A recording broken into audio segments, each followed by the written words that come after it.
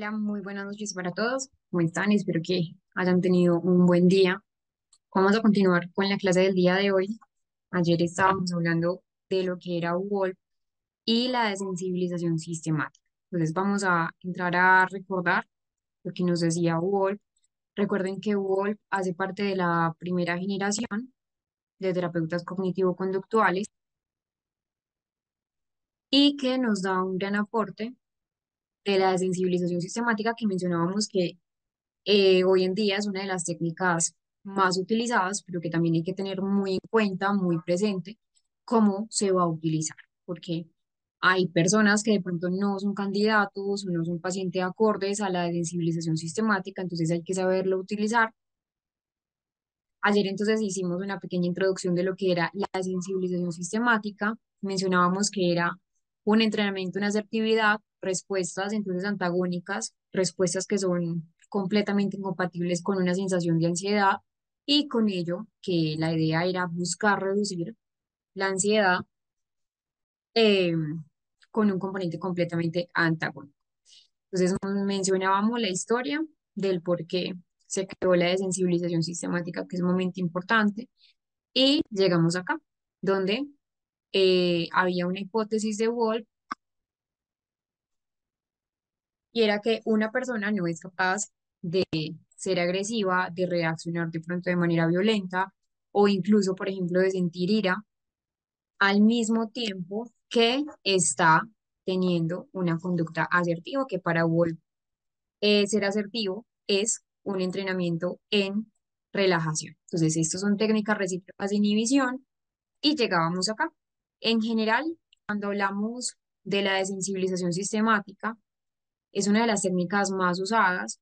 Hoy en psicoterapia sigue siendo muy usada, especialmente para el tratamiento de las fobias, para trastornos de ansiedad, no de ansiedad generalizada, eso es importante hablarlo. Y ya les voy a explicar el por qué no se puede aplicar de pronto la desensibilización sistemática para todos los tipos de ansiedad.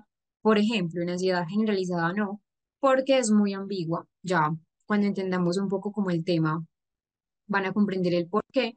Y en general tiene tres pasos. Realmente fue desarrollada en 1950, pero a la fecha ha tenido muchos avances, avances que han sido importantes también tener en cuenta desde el enfoque también cognitivo, no solamente el enfoque conductual, porque a hoy en día no solamente se aplica desde la modificación conductual, sino que también se va a aplicar desde la parte de reestructuración cognitiva, que es indispensable tenerla en cuenta.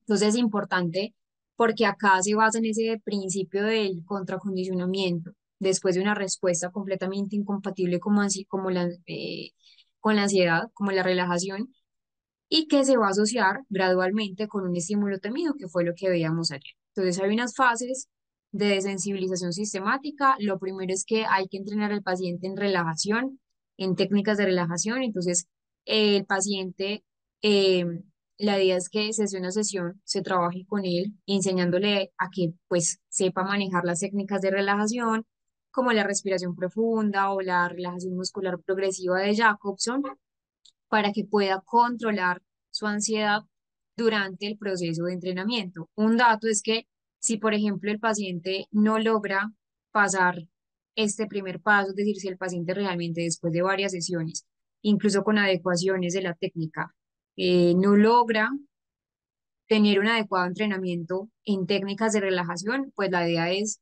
continuar con otra técnica porque ese primer paso es más que crucial. El primer paso es, creo yo, que el más importante de todo, incluso más importante que esa jerarquización de la ansiedad, porque en eso se basa la técnica, en una desensibilización a través de las técnicas de relajación. Entonces, si mi paciente no tiene pues una buena técnica de relajación, que no es que el paciente ya llegue con una técnica de relajación y ya, eso es un entrenamiento.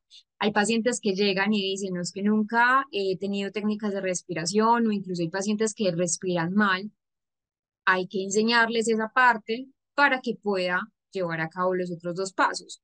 ¿Cuál es el segundo paso? Ya sí crear diagramar, diseñar una jerarquía de ansiedades. Esto no se hace, o sea, ni el paciente por un lado, ni el terapeuta por otro, se hace en coequipo, se elabora una lista de esas situaciones que son temidas, se van a organizar de la menor a la mayor intensidad. Por ejemplo, si alguien tiene una fobia a volar, entonces la jerarquía puede comenzar con solo ver aviones, hasta ya de pronto, si es posible, aunque nunca es factible, terminar con un vuelo real, ¿cierto? Un ejemplo, se va jerarquizando.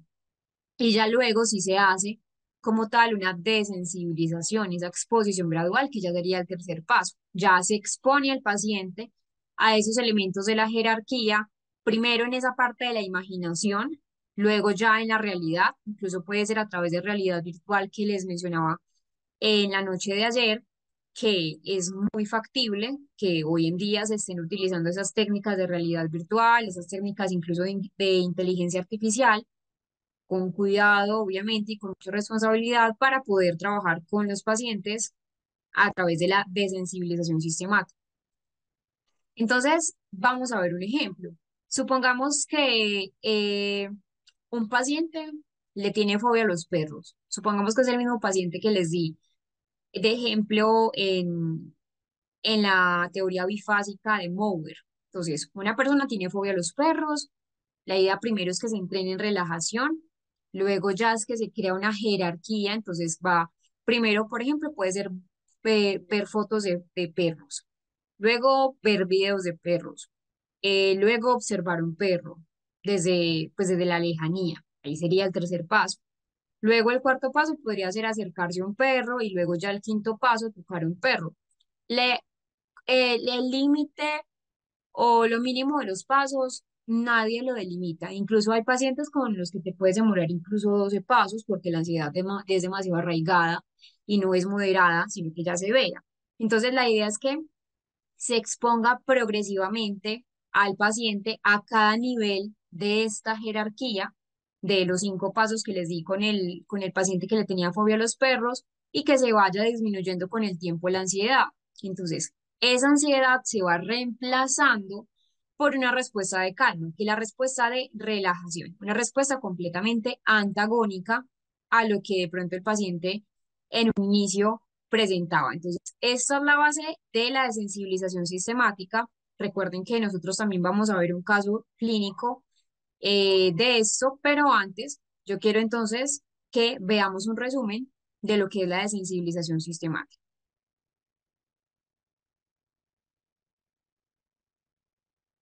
Entonces saben que ese nivel de jerarquías no tiene un límite, no tiene un máximo, siempre se diagrama con el paciente. Hay pacientes, como el ejemplo que les mencioné, que te puedes demorar, no sé, te puedes demorar eh, 5 pasos, con otro 4 pasos, con otro paciente te puedes demorar 9 o 11 pasos. Entonces hay que tener en cuenta que esto es, depende del paciente y también del tipo de fobia y adicionalmente no solamente del tipo de fobia, sino también de qué tipo de ansiedad estamos hablando, porque no es lo mismo, por ejemplo, una fobia a volar a una fobia a los perros, donde tenemos un mayor acceso, digámoslo así, del estímulo fóbico. Entonces son componentes que debemos tener en cuenta. Esto siempre se debe hacer incluso antes, pues antes de elegir la técnica, se debe hacer un análisis funcional de la conducta para saber qué tipo de paciente, con qué tipo de paciente estoy trabajando, con qué tipo de paciente me estoy enfrentando, con qué tipo de fobia también,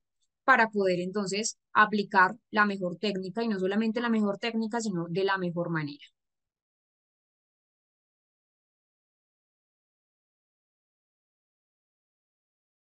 ¿En qué casos específicos de, no se debe utilizar la sensibilización sistemática? Que lo de hecho, pues lo empezábamos como a hablar ayer, nombrar, porque no en todos los casos va a ser, digamos, una técnica de primera lección. Entonces, por ejemplo, en general, sí es claro y es muy importante recalcar, pues que la sensibilización sistemática es una técnica que se utiliza principalmente para trabajar esa parte de las fobias, la parte de la ansiedad, pero de pronto desafortunadamente no es adecuada para todas las personas, no es adecuada tampoco en todas las situaciones ni en todos los diagnósticos. Entonces, ¿quién no puede de pronto ser un candidato? ¿Qué paciente no puede de pronto aplicar a la desensibilización sistemática? Primero, personas que tengan dificultades cognitivas significativas, dificultades cognitivas severas, es decir, si la persona no puede comprender, si la persona de pronto no puede seguir las instrucciones necesarias para la desensibilización sistemática. Recuerden que es importante la primera parte, entrenar al paciente en el componente de la relajación. Y algo importante de la relajación es que necesita primero atención y segundo, también necesita un seguimiento de instrucciones, porque son técnicas muy guiadas. ¿Quiénes guían esa técnica? Nosotros como terapeutas somos los que le indicamos al paciente, bueno, primero vamos a respirar 4, vamos a retener 4, etcétera, etcétera, etcétera, dependiendo obviamente de la técnica de relajación que estemos usando, pero si la persona que tenga, un ejemplo, discapacidad intelectual severa, eh, esta técnica puede no ser eficaz o no solamente en este tipo de pacientes. En pacientes que ya tengan un deterioro cognitivo de leve a moderado o ya ha entrado incluso en un componente demencial, ahí digamos que la técnica, como la primera parte es importante, esa respiración, estar concentrados en el momento ahí, se les puede dificultar.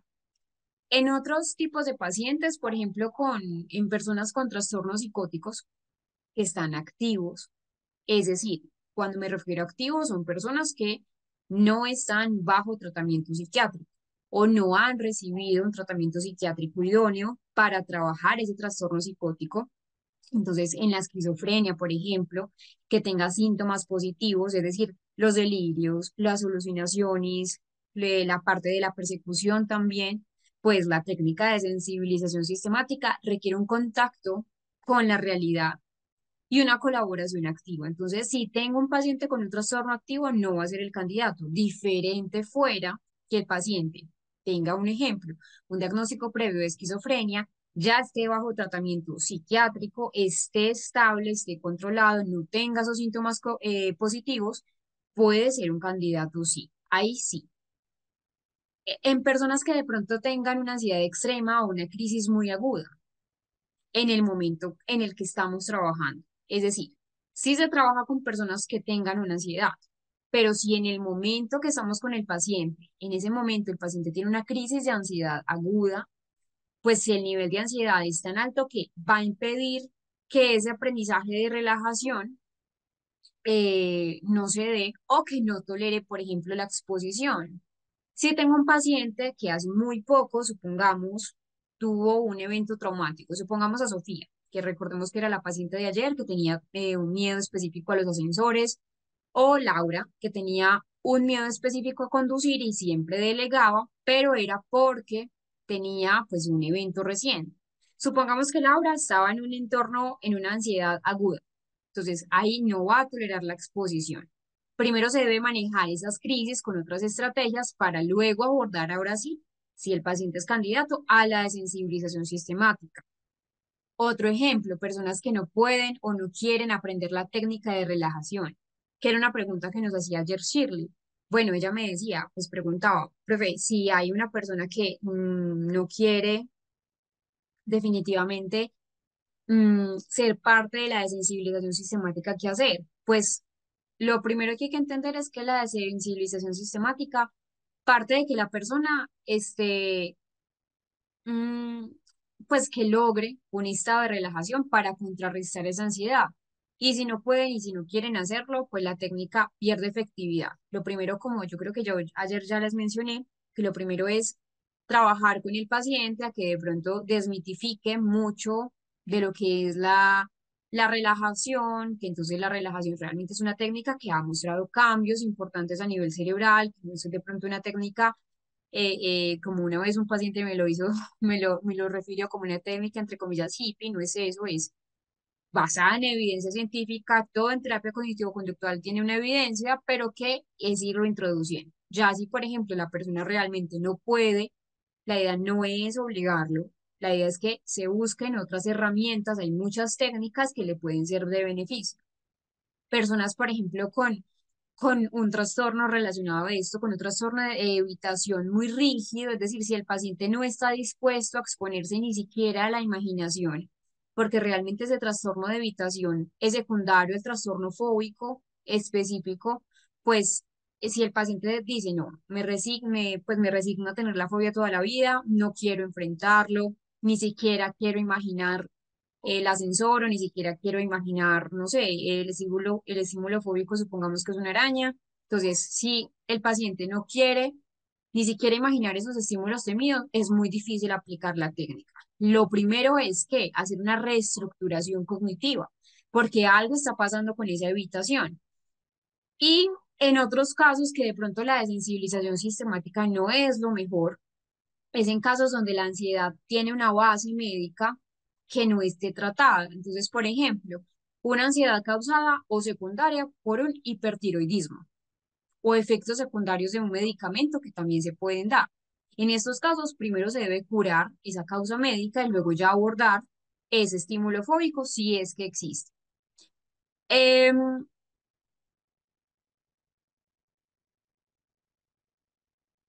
bueno, y bueno, esto es muy importante antes ya de entrar como a la práctica. Es para la ansiedad generalizada, se puede.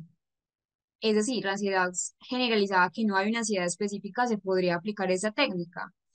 No, en el caso de ansiedad generalizada, en la TAC, esa desensibilización sistemática no suele ser la técnica de primera lección, precisamente porque es que no hay un estímulo específico, no hay un estímulo delimitado que esté causando esa ansiedad, como por ejemplo si ocurre en las fobias, que es un estímulo concreto.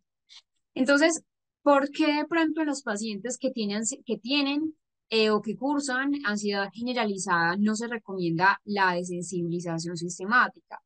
Porque la ansiedad, y eso se los mencionaba ayer, la ansiedad generalizada es muy difusa, es muy constante, es decir, no está ligada a un solo estímulo, como por ejemplo un perro, como un ascensor, como la paciente Sofía, o como la paciente ayer perdón, Laura, que le tenía miedo a conducir, es algo específico, o los que le tienen miedo a las alturas, etcétera, etcétera, etcétera, porque hay muchas fobias como objetos en el mundo.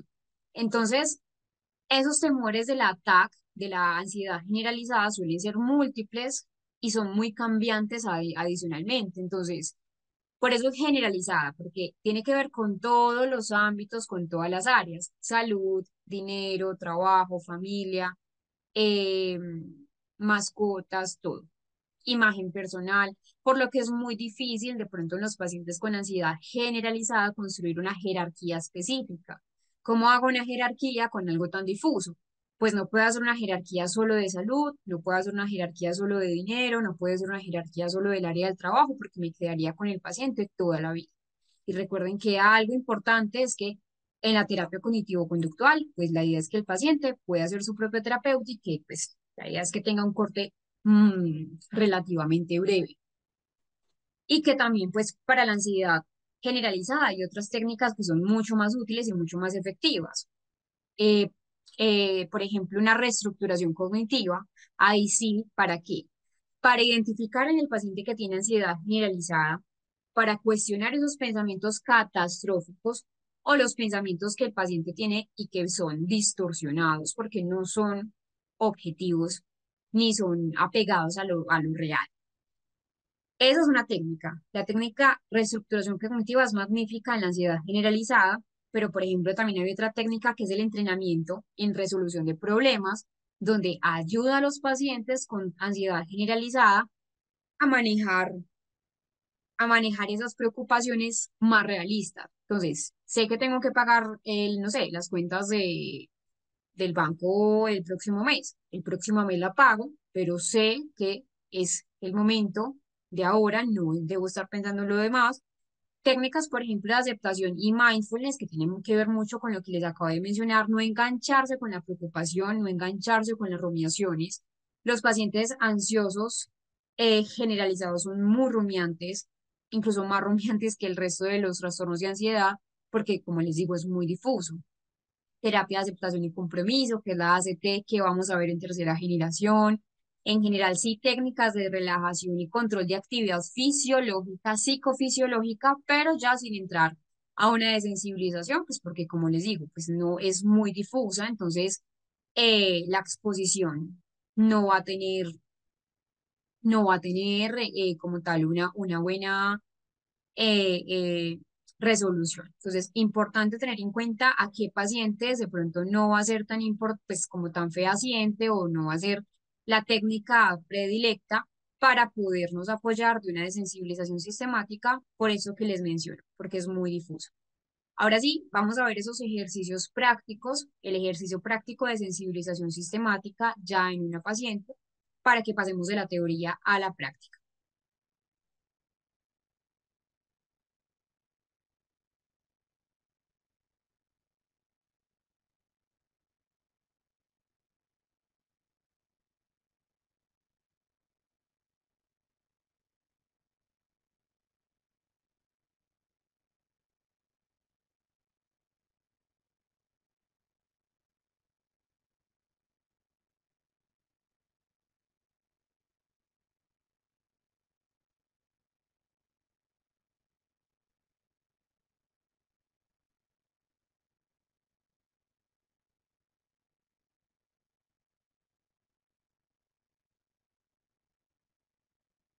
Graciela, sí.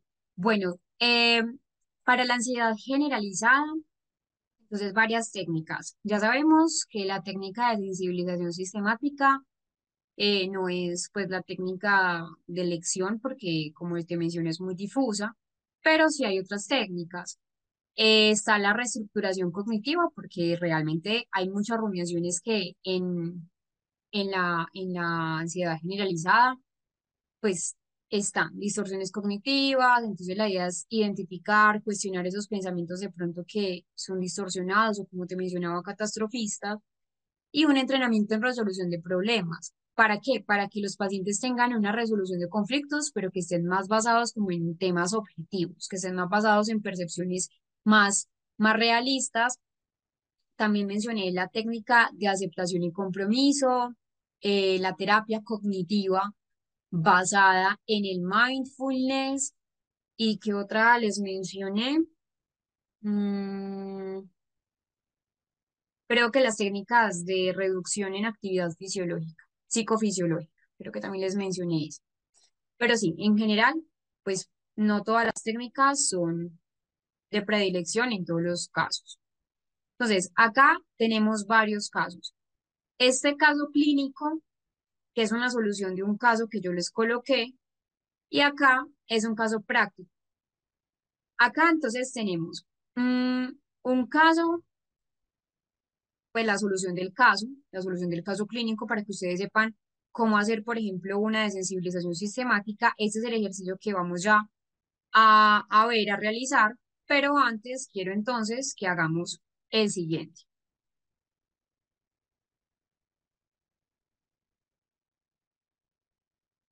Dame un segundo.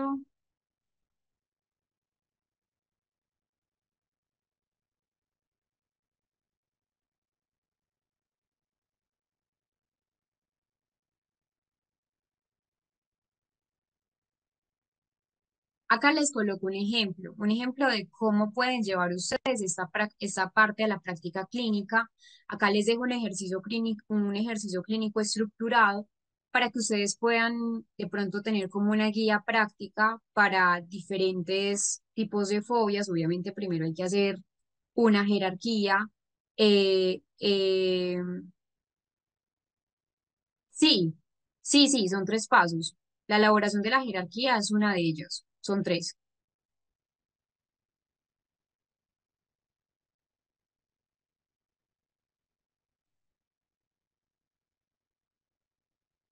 Entonces, les muestro este, donde ustedes entonces, la idea es que traten de basarse ahí durante el proceso terapéutico, pues es una guía, no es como tal, pues un paso a paso, simplemente es como algo que pueden observar y tomar en cuenta.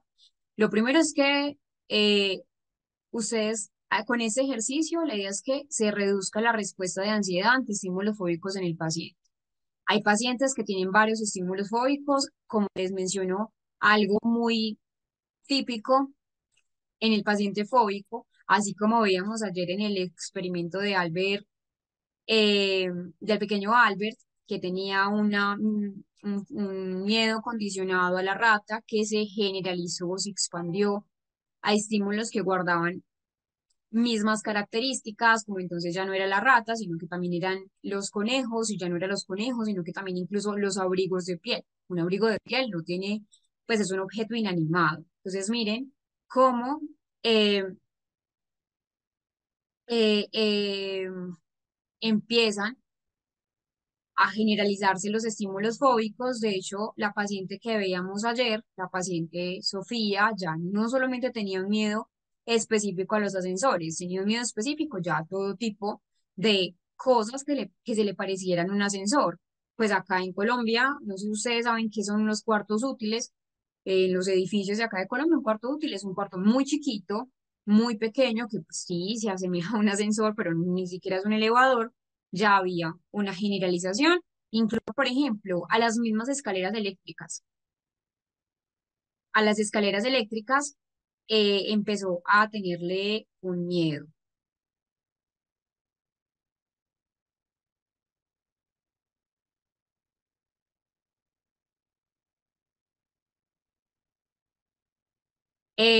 Bueno, ¿no veo tu nombre? Ah, sí, Silvia. Ya te voy a mandar el número de la coordinadora para que entonces le puedas escribir.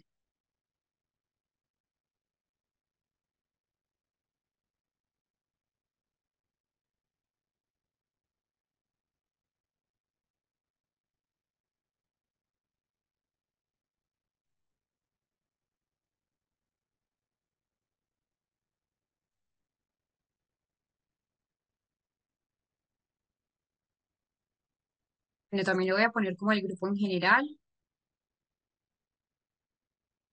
Sí, Ariana, hay un grupo de WhatsApp donde se les manda la información de cuándo iniciamos la clase, cuándo terminamos la clase, eh, pues como información a nivel general, como del curso. Ah, bueno, en el grupo de WhatsApp también les envían a ustedes el enlace de las clases grabadas, aunque normalmente yo siempre se las envío también por el enlace que queda de YouTube. Es más, creo que voy a aprovechar como este momento para poderles mostrar, pues volverles a compartir el enlace de las clases grabadas para que lo tengan allí, porque sé que hay personas que no están en el WhatsApp. Sin embargo, es importante que estén porque allí les mandan como pues información pertinente. Si alguien, yo no estoy en el grupo de WhatsApp, pero si alguien le puede hacer el favor a Ariana de compartirle el grupo de WhatsApp, pues como el enlace de unión, de invitación, se los agradecería muchísimo para Ariana y para los estudiantes que de pronto no tienen como el enlace.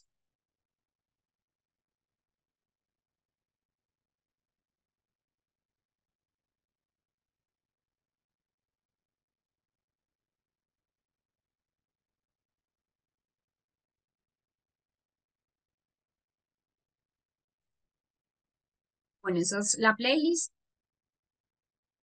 Ah, bueno, Anderson también necesita el grupo de WhatsApp. Si alguien se lo puede compartir, se lo agradecería mucho. O después del descanso, se los estaré eh, compartiendo. No se preocupe.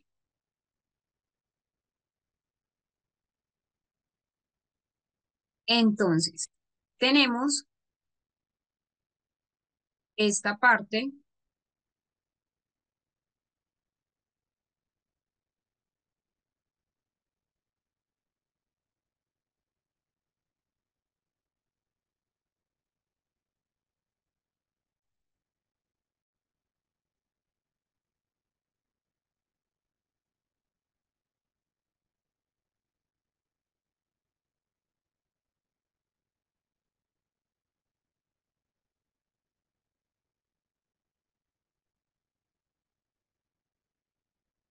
Bueno, acá está la playlist. Está clase uno, clase 2. Está la clase 2. Recuerden que ayer yo les mencioné que se las van subiendo conforme nosotros vamos avanzando en esa parte de las clases. Muy posiblemente más tarde suban la clase número 3 y así sucesivamente. Entonces, vamos a ver este caso para poder hacer un caso clínico de la desensibilización sistemática. Paciente María, 30 años, una fobia a las arañas, ansiedad intensa y pensamientos catastróficos y evitación de lugares donde podría encontrarse con arañas. Esas son las fases del ejercicio. A, una evaluación inicial, importantísimo la entrevista clínica, que por cierto también acá en este material de estudio les dejo una entrevista clínica. Por acá también se los voy como a abrir para que lo puedan ver, para que tengan una guía de cómo elaborar una entrevista clínica semiestructurada.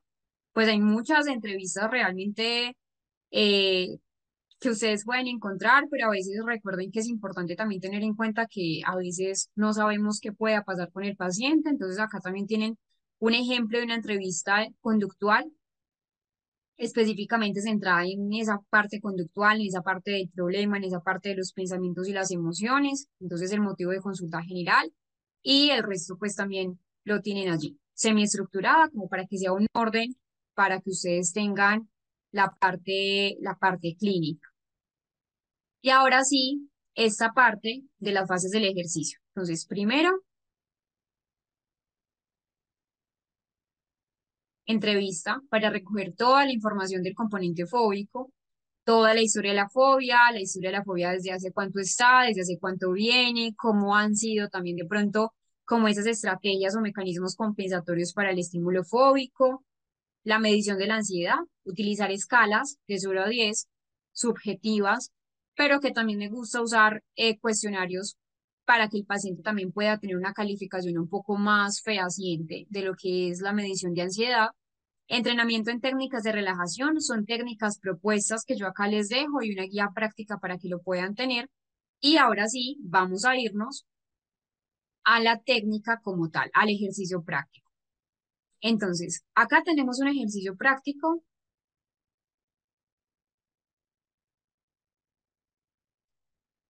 de sensibilización sistemática que vamos a trabajar. Es una fobia específica de Laura, 26 años. Ella era estudiante universitaria, tenía una fobia intensa a hablar en público que ya estaba interfiriendo con su rendimiento académico y también ya se estaba generalizando, perdón, a pues otros aspectos de su vida.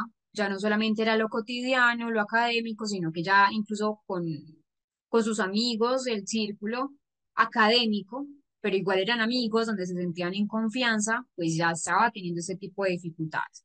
Fobia específica fue el diagnóstico que incluso también pues el psiquiatra corroboró. ¿Cuál fue la historia del problema de la paciente? Evita cualquier situación que implique hablar en público, como exponer en clase, participar en debates o hacer presentaciones cuando se ve obligada a hacerlo. Experimenta ansiedad intensa con síntomas como taticardia, sudoración, sensación de quedarse sin aire, pensamientos de que va a ser el ridículo o que se burlarán de ella.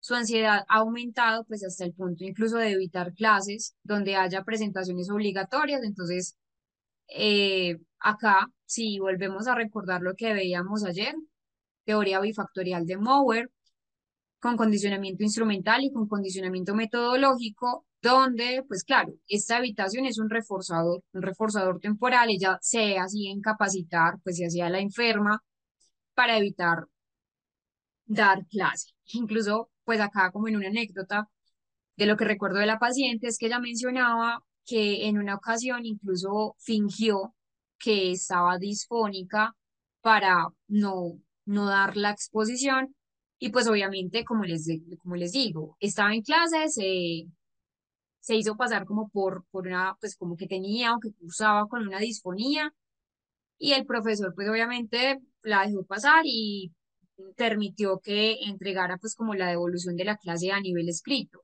Así se saltó el hecho de hacer la presentación oral, de hacer como la exposición, pero era un fenómeno de la no evitación que hablábamos de ayer. muy común en pacientes fóbicos. Instrucciones para ustedes, entonces van a desarrollar un plan de intervención basado en esa desensibilización sistemática. La idea es que sigan estos pasos de lo que es la jerarquía de ansiedad. Ahí les doy como unos ejemplos y la idea, de pronto esto sí no lo podemos saltar para que ustedes lo hagan en casa, como proponer un progreso del aura, qué ajustes ustedes le harían. Y la idea es esta. Preguntas de reflexión, lo vamos a hacer durante 7 minutos. ¿Qué dificultades ustedes verían el aura que de pronto eh, se deban abordar y cómo hacer una jerarquía con esos estilos fóbicos o en esa parte fóbica de la paciente Laura? Entonces, vamos a hacerlo durante unos 7 minutos para que ustedes entonces se vayan adecuando a cómo se hace una fobia específica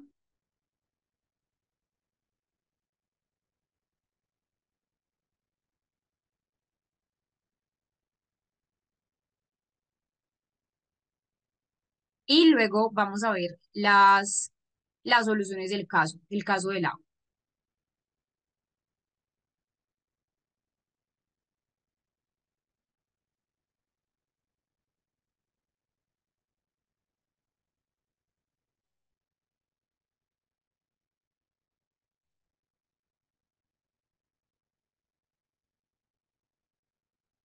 Entonces, les voy a dejar estas preguntas por acá para que ustedes sepan lo que estamos haciendo. Nos vamos a dar unos 7 minutos y ya regresamos.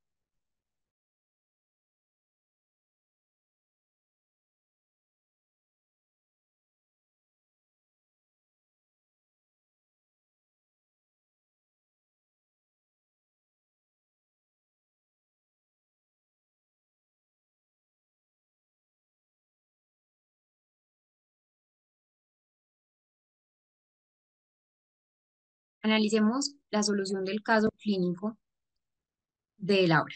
Entonces, acá podemos diseñar, recuerden que podemos diseñar desde 3 niveles, 4 niveles, 5, 6, 7. En este caso tenemos 7 niveles y los vamos a organizar del menor al mayor. Entonces, lo primero es pensar en hablar en público. Lo segundo es leer en voz alta, estando sola o en casa. Lo otro es ensayar una presentación frente a un espejo, por ejemplo, sería el número 3. El 4, grabar un audio o un video de una exposición de ella misma y ella misma escucharlo, hablar frente a un amigo familiar que sea cercano y que pues Laura obviamente sienta confianza con la persona, presentar un tema breve en voz baja frente a 2 o 3 compañeros de confianza. Miren que ya se va, ya no solamente un familiar, uno solo o un amigo, sino ya 3 compañeros. Exponer un tema en clase durante 5 minutos. Acá la idea es que obviamente, pues como Laura es una estudiante universitaria, quizás no todos los docentes universitarios se presten para ello, pero que sí la idea es generar la recomendación clínica. Entrenamiento en técnicas de relajación, entonces la idea es que Laura aprenda esa parte práctica, entonces respiración diafragmática, inhalar profundamente por la nariz, mantener el aire unos segundos. Otra que podemos utilizar es la relajación muscular progresiva, tensar y relajar los músculos. Reestructuración cognitiva no es tanto de técnicas de relajación, es más de componente cognitivo, pero que también incluye ahí. Esto se debe realizar o la idea es sugerirle a Laura que lo realice diariamente, que no pare de entrenar esas técnicas de relajación. Incluso muchos pacientes lo que hacen, por ejemplo, es enviarle algunos videos al terapeuta cuando tienen de pronto un viaje o varios días sin verse, para que el paciente, perdón, para que el terapeuta también pues pueda trabajar con ellos, le pueda corregir la técnica en caso tal, y que se recomienda pues que Laura practique realmente cada jerarquía diariamente. Al principio, obviamente en consulta, ya luego eh, con supervisión, pero ya sola. Luego se hace una aplicación de esa exposición gradual. Entonces, primero se inicia con la situación menos ansiógena, que recuerden que si nos vamos a la jerarquía es pensar en hablar en público. Entonces, es pensar solamente en hablar en público, ya luego se expone repetitivamente a cada nivel hasta que la ansiedad se reduzca en un 50% más. Importante, se combina con exposición de técnicas de autoafirmaciones y de relajación. y se avanza al siguiente nivel solamente, solo, esto solo se avanza cuando la paciente diga, sí, me siento más cómoda con esto, pasemos al siguiente nivel, cuando su ansiedad se haya reducido, cuando su ansiedad sea manejable.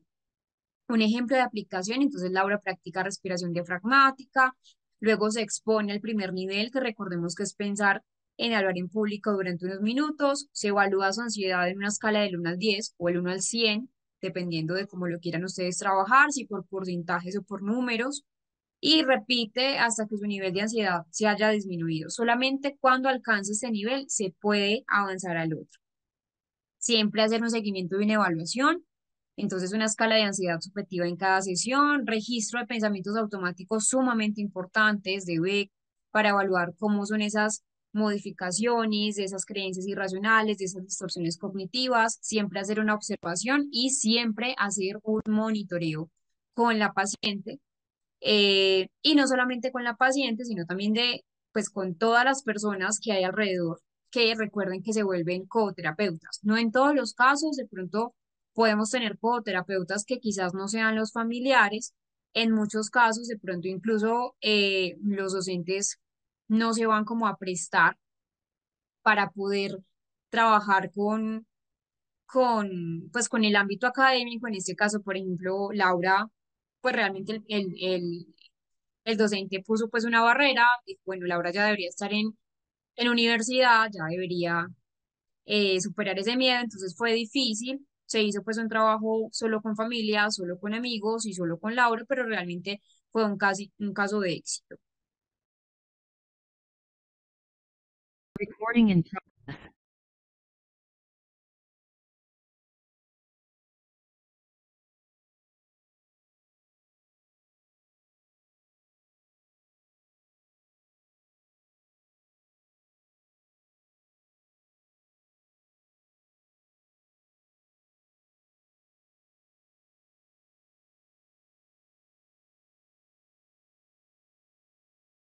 Vamos con Hans Eysen en Inglaterra.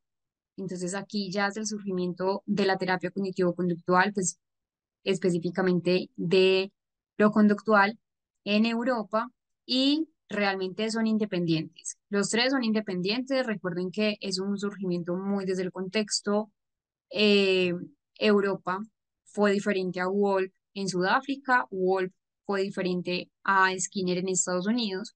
Acá estamos en los años 50 en Reino Unido, y empiezan a aplicar esos principios de la terapia conductual. Entonces acá la idea con Einstein es poner, digamos, en cuenta, poner en consideración en la terapia cognitivo-conductual algo que para la época pues no estaba, y era los estudios sobre lo que era la personalidad.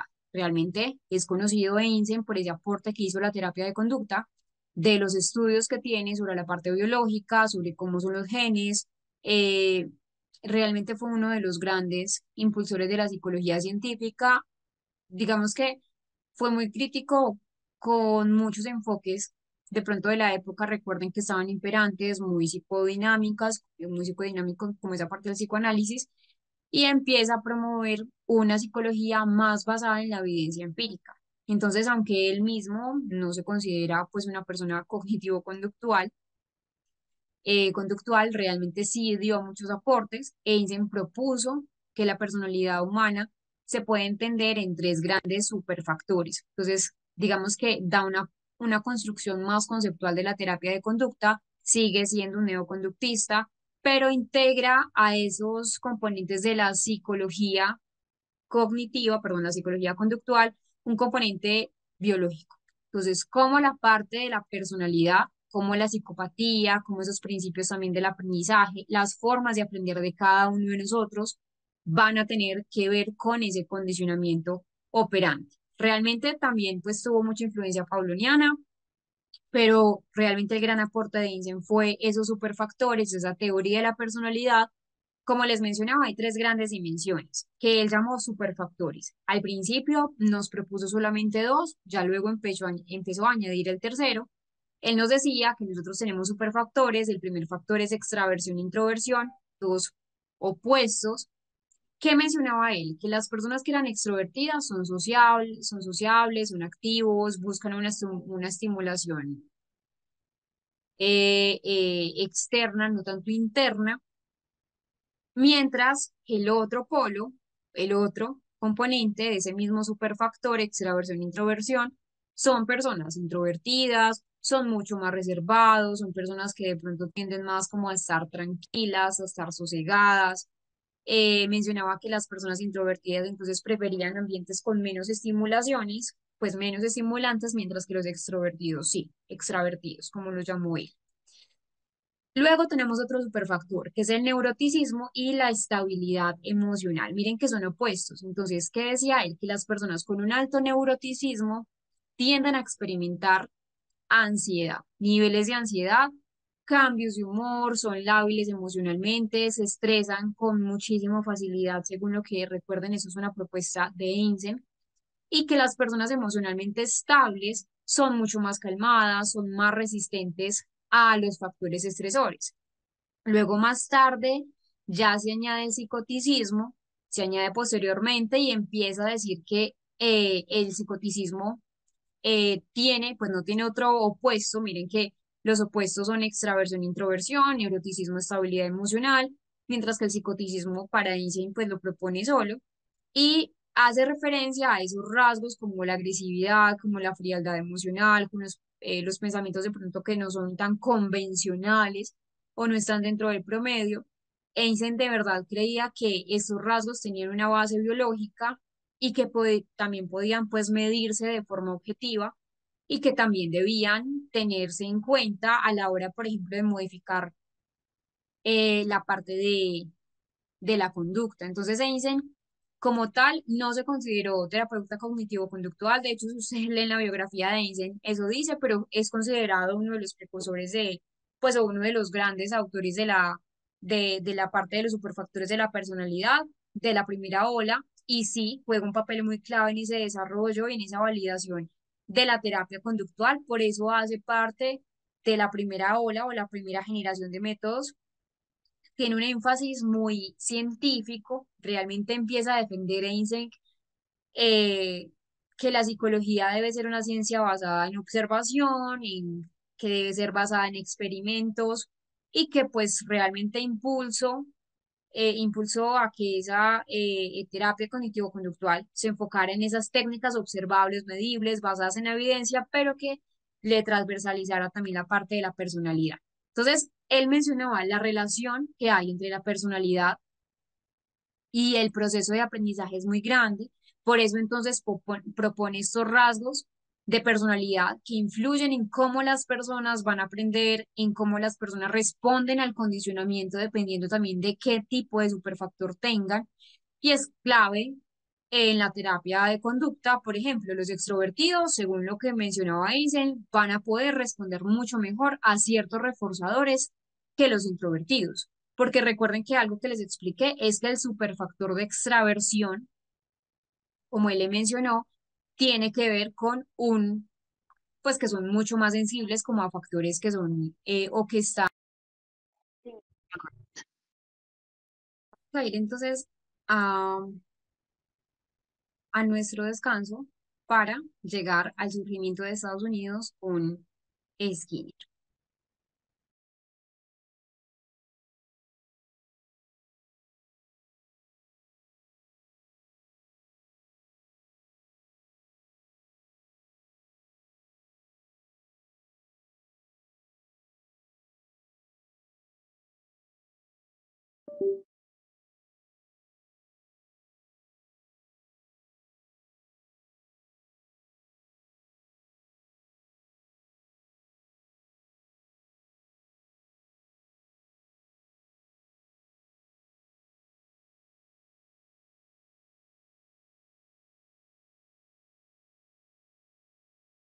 Bueno, entonces tenemos a Skinner y ese aporte que tuvo para la primera generación.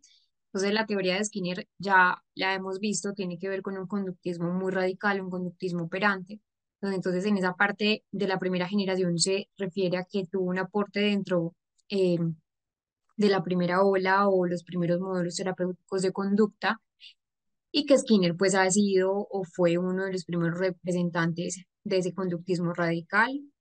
Ha tenido obviamente una evolución de ese conductismo que ahora tenemos, pero en general en la primera generación recordamos que se centra en ese estudio del comportamiento que es observable, que es medible, que es contrastable, que la mente, los pensamientos o lo que son, por ejemplo, las emociones, todo lo que es interno no era el foco, no es el foco de Skinner y que lo importante era de pronto lo que podía verse, lo que podía medirse y lo que podía también modificarse de manera más objetiva. Entonces, Skinner y ese conductismo radical proponen que ese comportamiento humano no solo es producto de estímulo-respuesta, como lo era en ese condicionamiento más metodológico de Pavlov, sino pues condicionamiento clásico, sino que estaba también determinado por esas consecuencias del comportamiento. Entonces a eso recordemos que lo llamó condicionamiento operante, que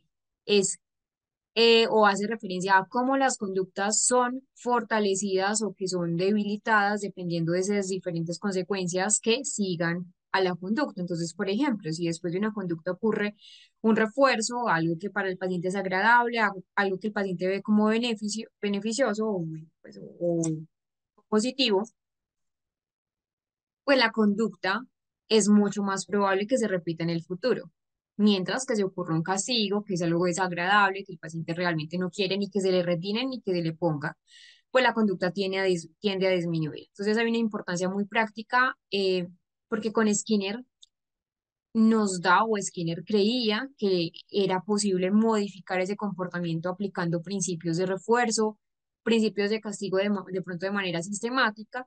Y es una idea eh, en las que se basan muchas técnicas de modificación conductual que hoy en día se utilizan en psicología clínica, no de una forma individual, no, por ejemplo, exposición por un lado y reestructuración cognitiva por otro, no, ya se hace en un campo integrado, pero en resumen, la primera generación de terapias conductuales basada en la teoría skinneriana se va a enfocar más en cambiar esos comportamientos observables usando técnicas de condicionamiento sin preocuparse por procesos que son internos, como las emociones en general. Entonces, recordemos que usa la parte de los reforzadores.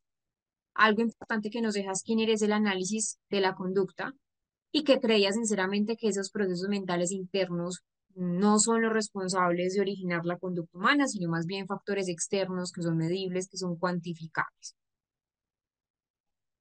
Acá otros datos importantes de Skinner. Skinner fue un gran polemicista. Él creía que no había libre albedrío porque decía lo siguiente, decía la siguiente hipótesis. Si en el entorno Sí, es el entorno y las consecuencias de los actos los que moldean la conducta al ser humano, no, el ser humano no puede ser libre. Al menos si por libertad entendemos indeterminación, es decir, la capacidad para actuar independientemente de lo que ocurra a nuestro alrededor.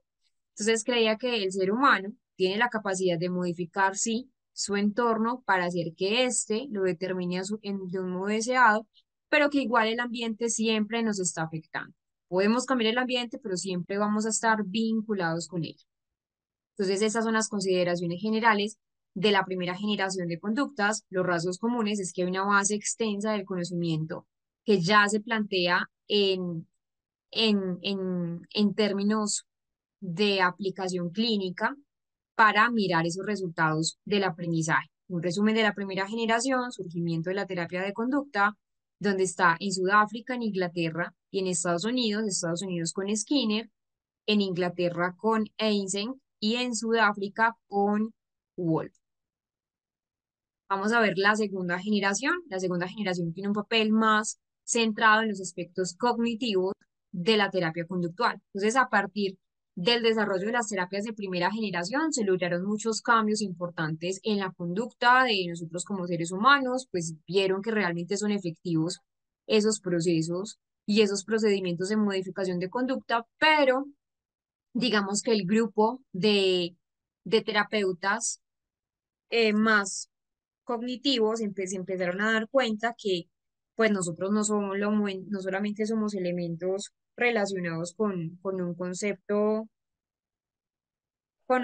quizás solo del aspecto conductual, sino que también nosotros tenemos un aspecto cognitivo que debemos tener muy presente.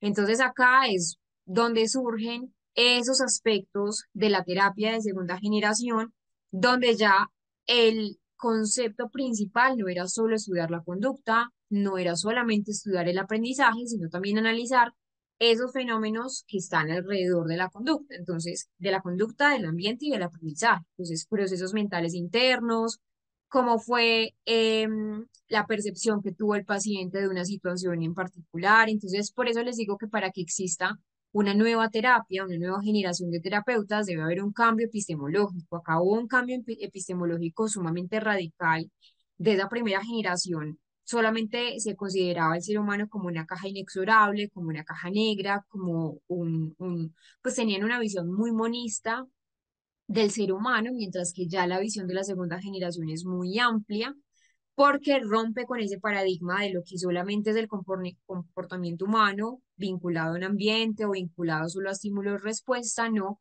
ya acá habla entonces del surgimiento de la memoria, la atención, la capacidad de percibir y de interpretar todo lo que nosotros entonces vemos en un entorno cotidiano. Entonces acá, recuerden que previo a ese surgimiento de este grupo de terapias de segunda generación, se había construido pues una conceptualización de pronto de que la persona solamente respondía a un estímulo, a una respuesta, a un aprendizaje asociativo, pero que se concebía a la persona, al paciente, como un todo, que respondía solamente al contexto, que respondía al aprendizaje en el que pues en el contexto en el que se desenvolvía, pero no había como tal una propuesta diferente a lo que era de pronto o a lo que son, por ejemplo, las segundas generaciones.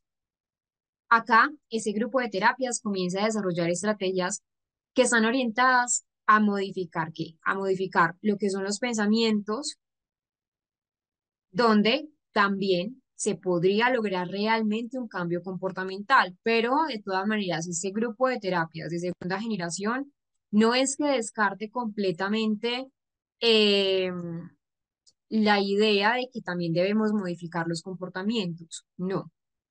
Acá hablamos de la idea de que es tanto los comportamientos como la parte cognitiva lo que es esencial para el proceso de modificación real de un paciente, de modificación real de sus comportamientos, de sus emociones, de sus pensamientos. Entonces, por eso digo que es un cambio epistemológico porque tiene una ruptura realmente diferente de la visión de lo que es el ser humano, de lo que son los trastornos mentales, etc.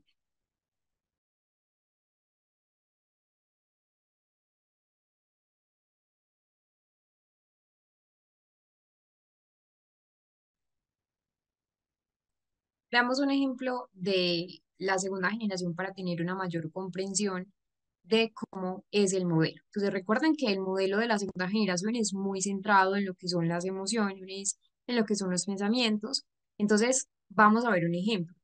Supongan que Juan es un estudiante que tiene dificultades para hablar en público, muy similar, por ejemplo, a lo que vimos en la paciente de hace un rato, con la desensibilización sistemática que tenía dificultades en en las presentaciones orales de sus clases. Entonces, Juan tiene la misma dificultad a hablar en público y por esta razón su desempeño académico está bajando, está empeorando. Imaginen que Juan pasa al frente del curso a desarrollar un tema en particular. Comienza a pensar algunas cosas como, miren que ya acá hacemos un énfasis en lo que son los pensamientos, se van a burlar de mí, voy a hacerlo mal, me están mirando y me estoy poniendo rojo. Y Juan empieza a notar esos pensamientos y obviamente lo va a poner más nervioso. Es una ansiedad anticipatoria. Entonces, lo que hace es decir que se siente enfermo y se retira del lugar. Juan lo que hace es tener una no evitación de la conducta fóbica, de la cual ya habíamos hablado en otra ocasión con la teoría bifásica o teoría bifactorial de Mower. Se retira del lugar. Obviamente esto le va a dar un alivio que es muy momentáneo, no va a estar enfrentado a la fobia específica de hablar en público, entonces a largo plazo obviamente va a ir disminuyendo eh, su desempeño académico, pues porque igual todo el tiempo va a necesitar de exposiciones orales y esto obviamente le está impidiendo mantener una extinción de su, de su estímulo fóbico. Entonces, veamos el siguiente apartado. Imaginen que Juan está siendo intervenido por ustedes con alguna terapia de segunda generación, que en general son tres: terapia cognitivo-racional emotivo-conductual de Albert Ellis con la reestructuración cognitiva, terapia cognitiva de Beck, donde también se hace una modificación de pensamientos y emociones, y la terapia de Bandura, que realmente pues también se puede ver como entre un limbo entre terapia conductual y terapia cognitiva, pero realmente tira más hacia la corriente cognitiva. Entonces acá vamos a ver que la idea es modificar en Juan esos pensamientos que cuáles son: se van a burlar de mí, lo voy a hacer mal, me están mirando y me estoy poniendo rojo.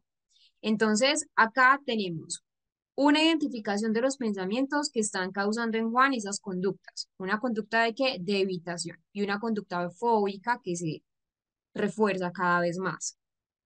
La idea es no solamente identificarlos, no sirve de nada solo identificarlos, aunque es el primer paso, también hay que modificarlos en el paciente para que pueda obviamente Juan tener otras formas de comportamiento mucho más asertivas o mucho más eh, adaptativas que le permitan al fin y al cabo pues mejorar su desempeño académico, que es lo que realmente está teniendo una conducta disfuncional. Ahí es el impacto. Entonces, lo que hace el psicólogo es debatir esos pensamientos.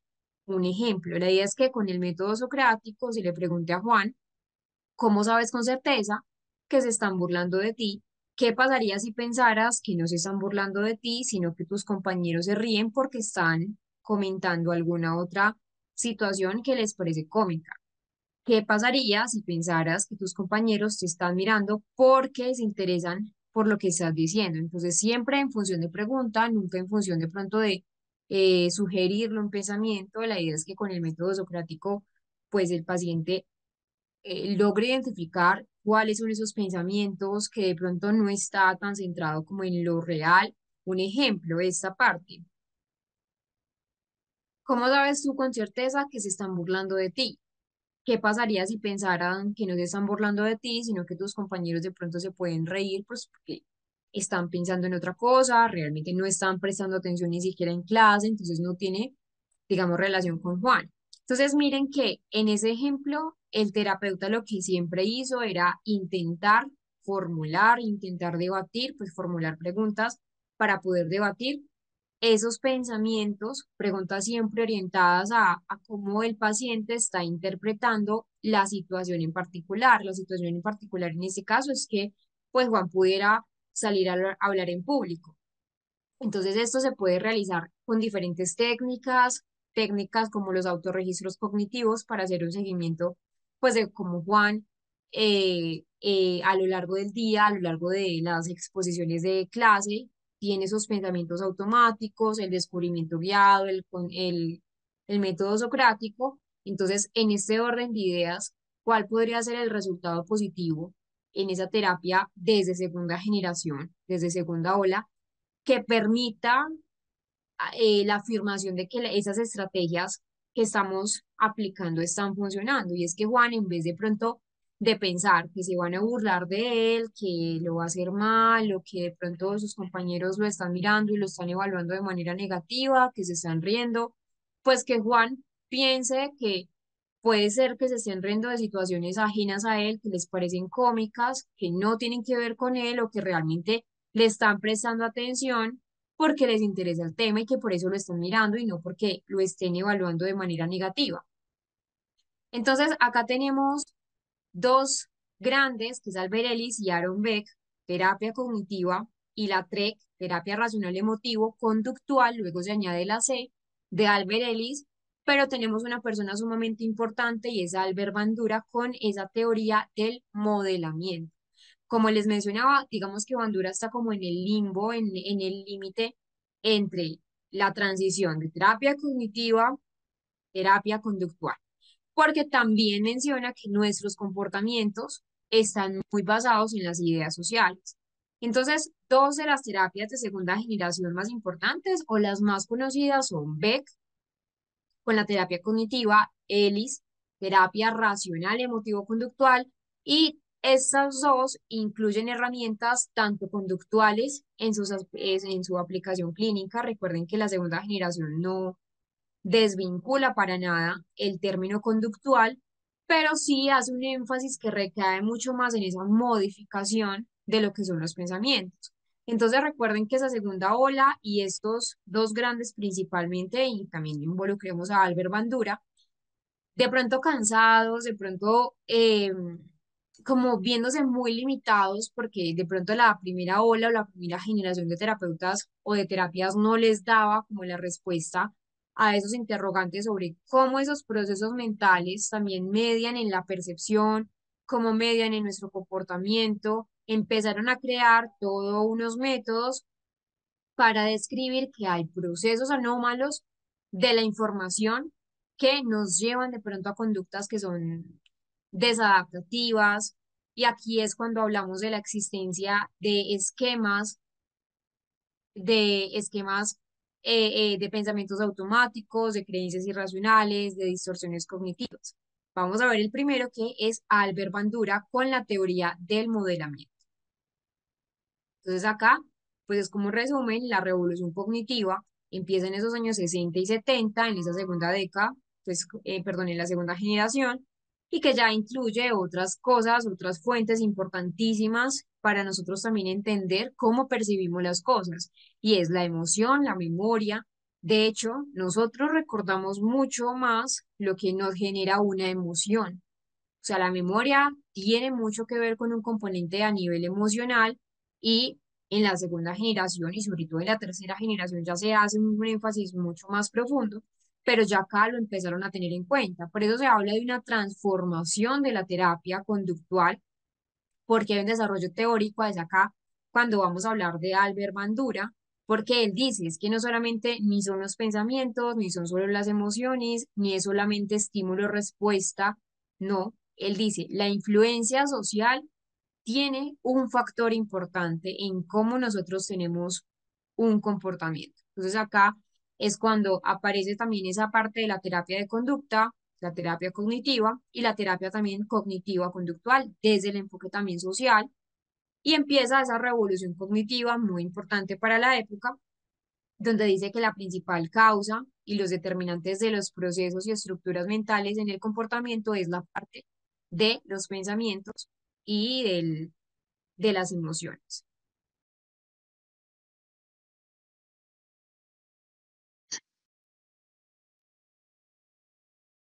Tenemos a Bandura con el aprendizaje social, TAS, por las siglas, Teoría Aprendizaje Social, pero que también se llama el modelamiento porque así fue la técnica como se derivó.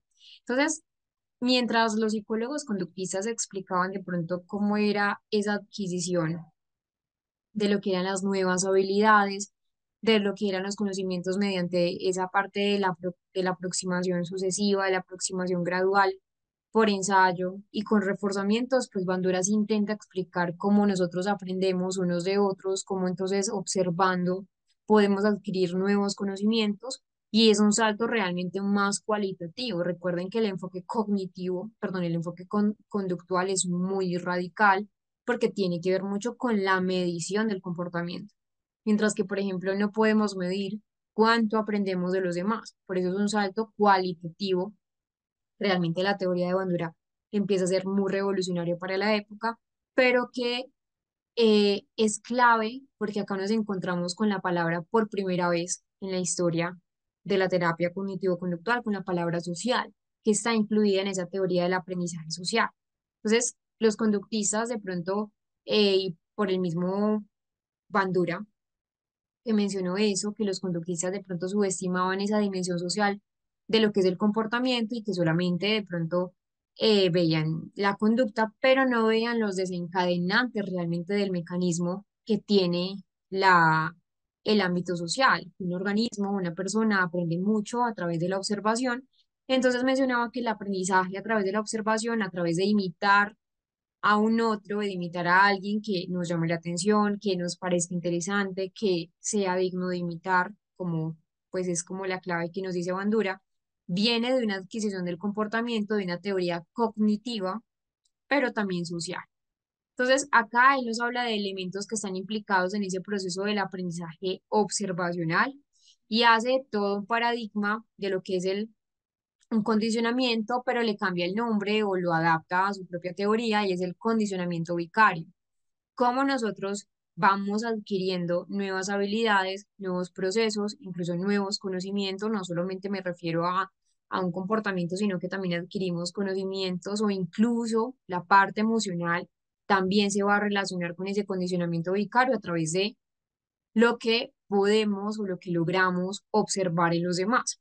Entonces, esta teoría del aprendizaje social tiene mucho que ver con lo que es el proceso de la información, cómo entra la información a nuestro cerebro a través de los receptores visuales, pues, cómo procede a entender el ser humano la información.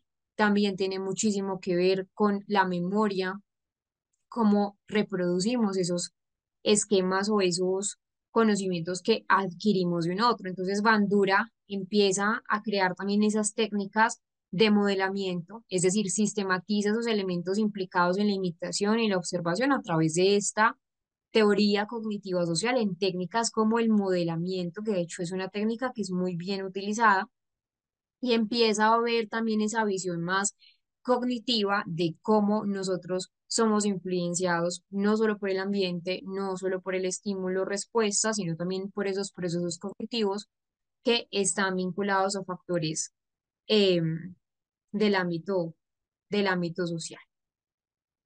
Bueno, vamos a hacer un pequeño espacio de preguntas para responder dos o tres preguntas que de pronto ustedes tengan de los temas que ya hemos podido ver en el día de hoy o en el día de ayer, preguntas que de pronto no se hayan dado resolución o respuesta durante la clase del día de hoy para que podamos entonces dar un cierre.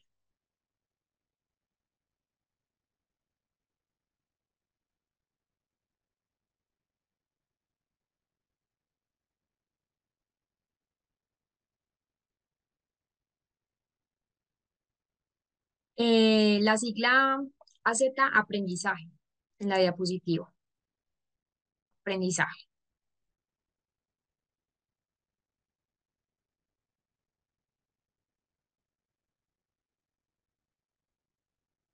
Sí, no olviden, la tríada cognitiva la vamos a explicar mañana de Beck, con Beck. Vamos a ir autor por autor, Bandura, Albert Ellis y, y a, y a Beck.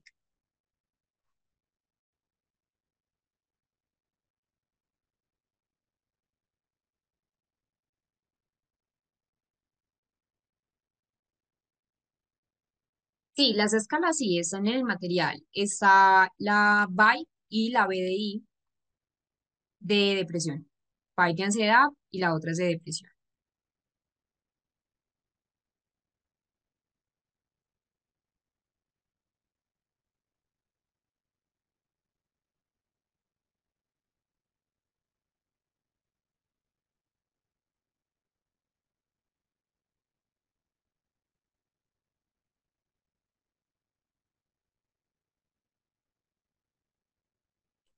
Mahoney a la segunda generación. El otro no lo identifico, no sé si es Arkoff o Aidkoff, porque conozco es Arkoff, pero no sé si con la I, creo que no, no lo conozco con la I, pero sí Arkoff. Arkoff como tal, a ninguna de las generaciones, pero sí Mahoney a la segunda generación.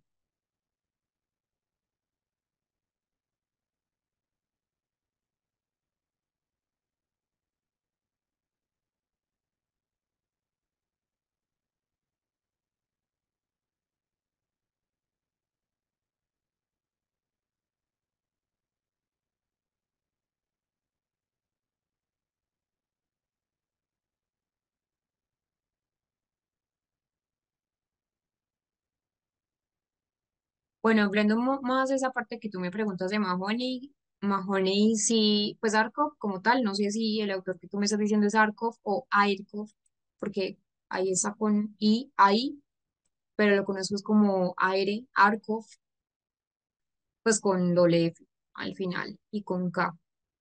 Eh, pero Mahoney sí hace parte de la segunda generación, no es como tan, es decir, no es un impulsor de la segunda generación, ¿cierto? Como Peck, como Ellis, pero por ejemplo, Mahoney pues, y otros han hecho son trabajos más de integración de esos procesos cognitivos, pues de lo que son los pensamientos, de lo que son las creencias, a ese modelo más conductual.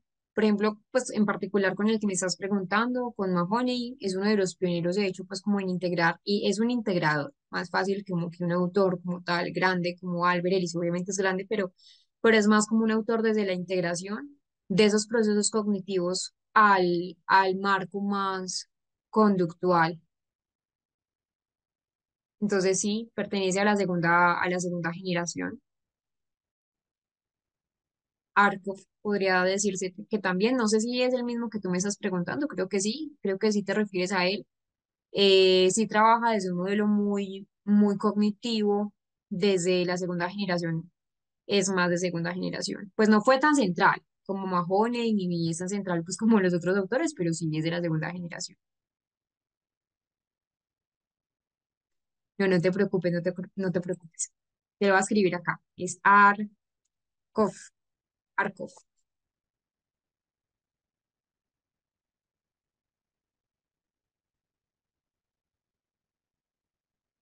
Cristina, esta clase la puedes ver grabada, todavía no la han subido, pero eh,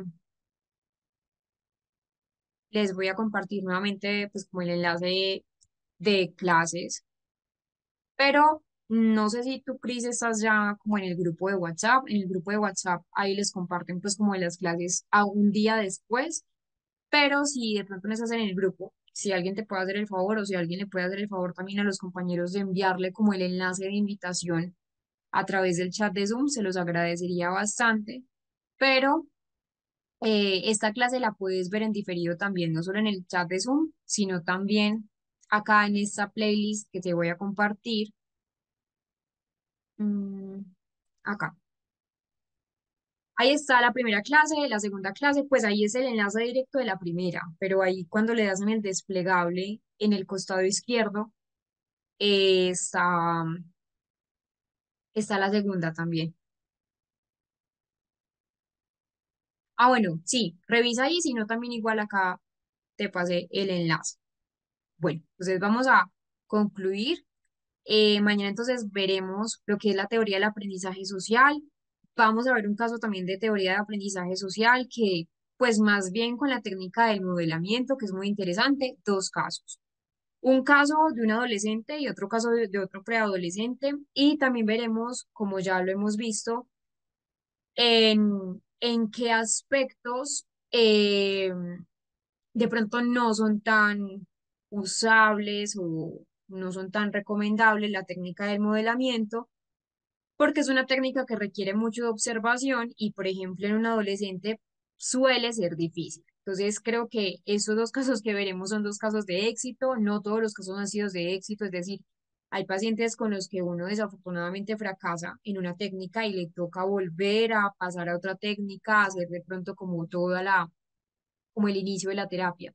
Pero esos dos casos realmente pues son casos de orgullo porque fue un trabajo muy mancomunado entre colegio, entre terapeuta cognitivo-conductual y en algún caso de esos dos casos que les estoy mencionando tiene que ver em, con psiquiatría también. Nirma, es este, lo compartí ahí. Bueno, entonces espero que descansen muchísimo. Nos veremos entonces mañana y que descansen bastante.